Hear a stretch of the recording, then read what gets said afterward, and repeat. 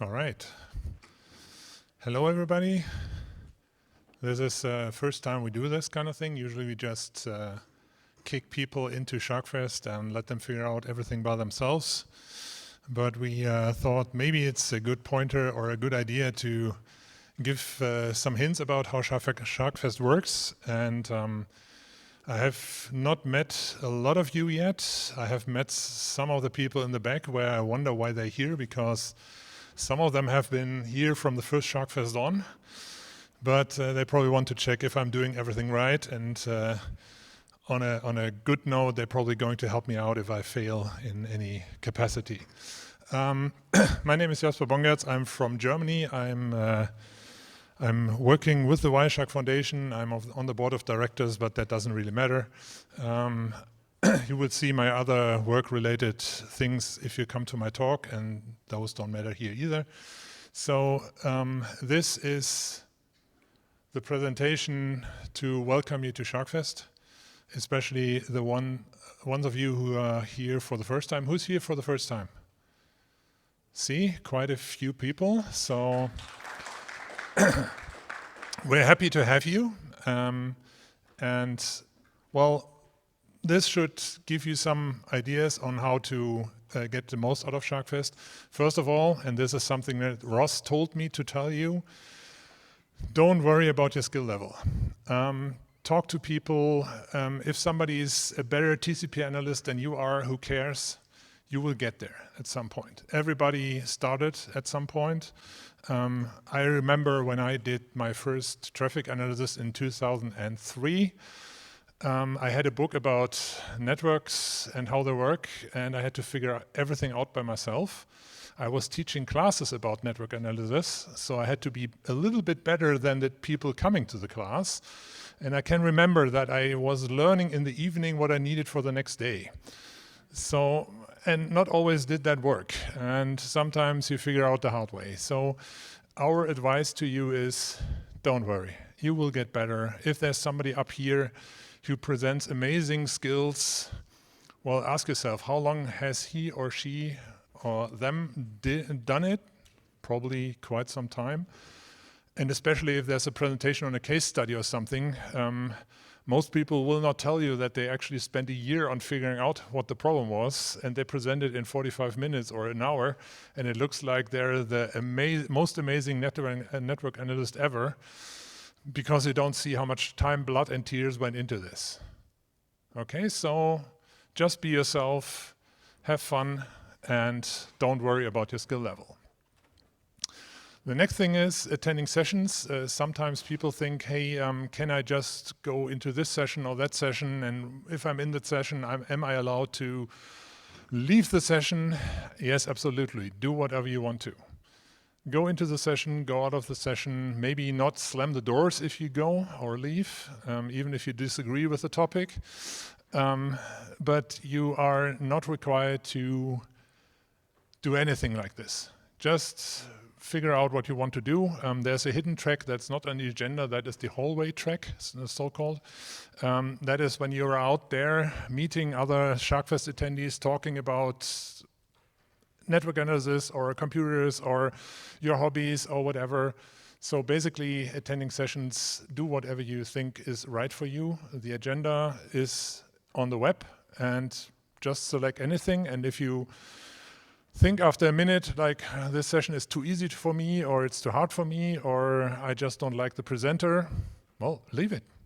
Go to another session, or go to the developer den, or do whatever you like. Go outside. Figure out how to deal with the heat and humidity. The next thing, and that is something that Roland will also probably remind you a couple of times, is we need feedback about the sessions that you attended. So there will be QR codes at the end of each session. And it would be very nice if you let us know if you liked the session or didn't like the session, or if you have anything that would improve the session. So if you can, please give us feedback, which will help us improve the next SharkFest. So sometimes if you're not planning to come back, well, still give us please feedback, and the next people attending SharkFest can maybe get an even better performance. Now, community and communication, I already mentioned the hallway track. SharkFest is a very small conference compared to others. Other conferences sometimes have thousands of people or 10,000 of people. We are in the hundreds, and there's a one at the front this time. So it's not a lot of people. So if you can, during lunch, during breakfast, during dinner, just sit at a table, eat your food, talk to people, exchange ideas, talk to the core developers. Communication is very important at SharkFest. And basically everybody is open to communication. So if you don't know anybody, doesn't matter. You can meet people and just talk to them. And if you think I don't like to talk to people, then don't. Yeah, just do it the way you like it. But everybody here is friendly. If you have any questions where you don't know what to do, or if you need anything, Sherry will probably help you. Most of us, if you ask us, will help you. You can always go into the developer den and find some people there and talk to them about what feature in Wireshark you're missing and what other thing you maybe need. I think 2 years ago we helped somebody not explode their laptop because of the battery expanding. So Peter, who's not here this time, was buying a screwdriver set and opened the laptop and figured out that it was a hazard. So whatever kind of issue you have, we're here for you. We will listen to you, we will help if we can, and we will answer questions. We will talk about hobbies. We will basically make sure that you have a good time. So communication is key. Do it if you can. If you can't, well, that's fine too. Now, when it comes to communication, there's something called Discord. It's a service where you need to install a client for. It's available for phones. It's available for computers. And we always, if we're running SharkFest, will create a Discord area. In this case, you can see it here. It's called SharkFest 26 US. There's an announcement area where we may post changes to the agenda or any other thing that is important for you. So having Discord is quite useful. Sometimes if you don't have the right role in Discord, you will not see them. So if that happens when you're on Discord, and if you're in the Wireshark Discord server, but you don't see this group like SharkFest 26 US and the ones below, which are subgroups, please come see us. Some of us are administrators, like me and Roland, and we can basically assign the correct role to you, and then you will see all the groups. Otherwise, you will only see the public groups that everybody can see who joins the server. The link here is also in your Know Before You Go email, I'm quite sure, right, Sherry? And if you don't have both, like not the slide, not the Know Before You Go email, come find us, we will figure it out. It's not an issue to get you into the Discord server. By the way, we already have something new in there, which is called the channel. You can see at the bottom, it's called Bad Ideas. It's actually for good ideas and ideas where you're not sure if it's a good idea, and we don't want to put pressure on you to just put good ideas in there, so we called it bad ideas, so that you can put anything in there you think. And people are using it already, which is great. The next thing is the evening events, and I had to choose this picture of Carrie because he looks very scared. On Tuesday, we have the Team Trivia for Nerds, run by Ross, which is, as I understood it, a pub quiz style competition, which will be a lot of fun. And also on Wednesday, we will have the SPCAP challenge, which is kind of a escape room, but with PCAPs. And that is a very, very interesting and funny competition. If you want to get yourself a little head start, you can go to the URL down there and already download the trace. It is password protected, so you won't be able to start before we actually kick it off, but you won't have the problem of maybe the Wi-Fi not working in the moment where you need it, and then you're losing a couple of minutes because you retry and retry. So if you want to, go there and grab the trace file. I will give you the password on Wednesday when we actually start the whole thing. And if you go on that webpage, you will already see kind of the design, what it looks like, to get you into the mood of being ready for it. And I can promise you, because this photo is from San Diego SharkFest, I think 2 years ago, or was it 3? I can't. 3 years ago, I think. That was a very, very, very hard competition that almost nobody solved. This one is much easier. So don't worry. And I will be there and I will help you if you have any kind of things where you're stuck. And I will give you hints. I will not help you in a way that I give you the solution because it's a competition, of course. But I will be able to provide some hints if you're really, really stuck. Good. Next thing, the WCA exam. We have a certification which is called the Wireshark Certified Analyst. Has anybody taken that in this room? Okay. Taken as in you got it? Or taken as in, I tried but I didn't get it. Who got it? Tony got it. You got it. You didn't? Ah, too bad. Okay, it's. Okay. Yeah, you will at the second time. Yeah. It's like with most certifications. If you don't know what you're getting yourself into, you need to have the first try to figure it out, and then you're actually much better the second time. I have to admit, when we created the certification, and basically it was created by Ross and Chris Greer and Ross Bongertz, who you maybe seen in the starter classes. We didn't want to have a certification that you can just go through by memorizing in which Wireshark menu which thing is to be found. It really requires you to know a little bit about network analysis, and we will have some talks to prepare for that kind of thing. If you want to take it on site, you have the benefit of it being cheaper than doing it normally. If you're just registering it online, it's $159 if you do it on site. But you should feel kind of ready to do it. Otherwise, maybe learn a little first, because I took it myself and I didn't get 100%.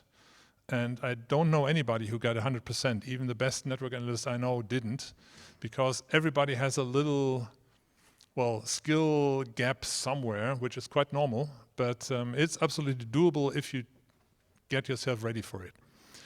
So if you're interested in that kind of thing, please just go to the front desk and register yourself.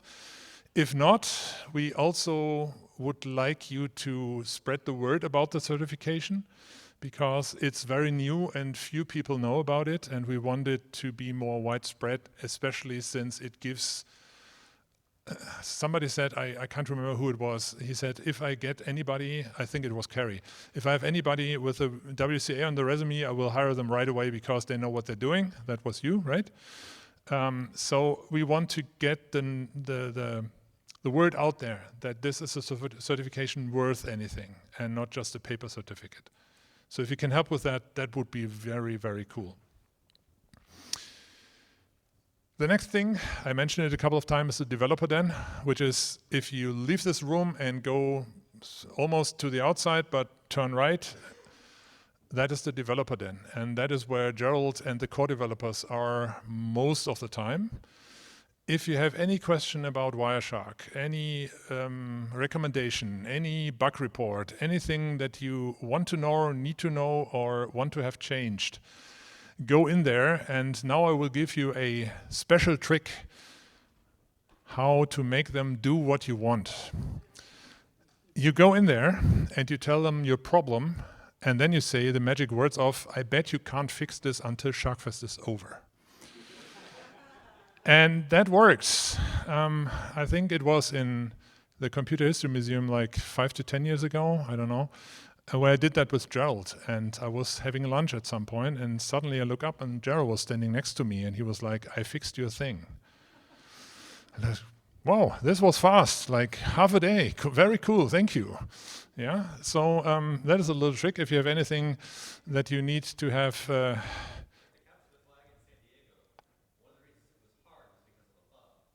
Yeah. Yeah, it's always good to have a co-developer that is annoyed by a big bug. So in the CTF, sometimes we figure out bugs on the fly and then they fix it. And there's the most famous competition, I think, where the core developers were one team and everybody found it very unfair. Because how can you compete against the core developers? Well, it's easy. They're using the development builds, and the development builds are not stable. So they got stuck in a point where everybody got through because everybody was using the stable version. They didn't, and they failed. So yeah, it goes both ways. Okay, so they're very friendly people. If you have anything that you want to talk to them about, just go in there, talk to them. If they send you away, it's probably because they're fixing one of these very annoying AI bug reports that they're getting now. But they will get back to you later for sure. Packet Doctors. Packet Doctors is a very special session that we have at SharkFest. We started in 2017 in Pittsburgh, I think. And the Packet Doctors is a session where we have experienced network analysts like Ross, like Chris Greer, myself, Sake, who isn't here this time, on stage, sitting right here. And they get traces that they have never seen before, with a problem description that they never heard before, and they're supposed to find the problem. The idea is that, as I already mentioned, a lot of case studies that you see, you get presented in like an hour, something where the analysts spend an enormous amount of time on. And that is really unfair sometimes, because you're sitting in the audience like, how good is this guy or this person that he or she or them can do it? Well, in the Packet Doctors, you can see them sweat up here sometimes, because they get something they've never seen before. And I think the most funny thing I ever did to them, because I usually prepare the traces for them that I get from you, the audience, was when we had Raja Pellman as a keynote speaker. And of course she was talking about spanning tree. And the first trace I gave them was a problem with spanning tree. And just before I gave it to them, one of them said, I hope it's not spanning tree because I have no idea how that works. Yeah, that was a funny thing to watch for me. And the other thing that happened during the COVID pandemic was when we had the virtual one, where one doctor was working through the problem and he could see that he basically found it. It was Chris Greer, by the way. Or no, it was Chris Greer later. It was a doctor that found almost a problem, but then his time was cut off and the next doctor's on, and that was Chris Greer.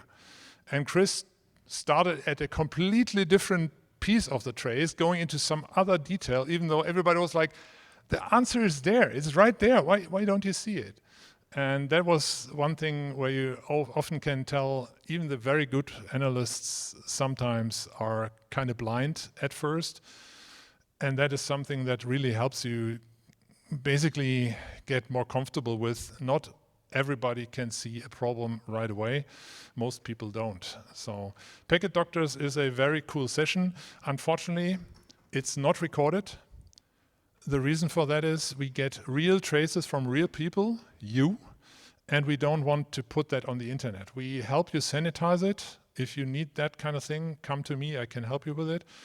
But still, we don't want to put it out there because sometimes the timestamp is still the original one, or any other thing is something that is not comfortable. And we're discussing the problem in the session, so we're not recording it. So if you want to see it, you have to be here. You can't get that on YouTube ever. So there's a reason to come to SharkFest. It's Packet Doctors, or one of them, of course. So if you have any PCAPs with a problem that you either have or had, and that you solved or maybe not solve, let the doctors try to figure out how it works.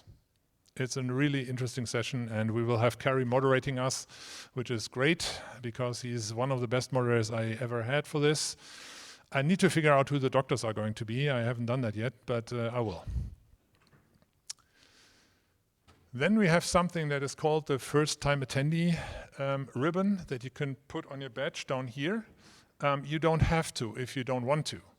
But if you want to signal to other first-time attendees that you're also here for the first time to get into a communication easier, just get one of these ribbons there at the registration desk, put them on your badge, and then all the other first-timers can tell you're a first-timer too, and sometimes that's easier to get a discussion started or talking about things. So that's what this is for. And that's about it. And as you can tell, there's the QR code again. If you want to try and exercise how this works, just scan it and let me know if you think this session is useful or if you think it's a waste of time and you want to get some food faster than this. So thank you and enjoy dinner.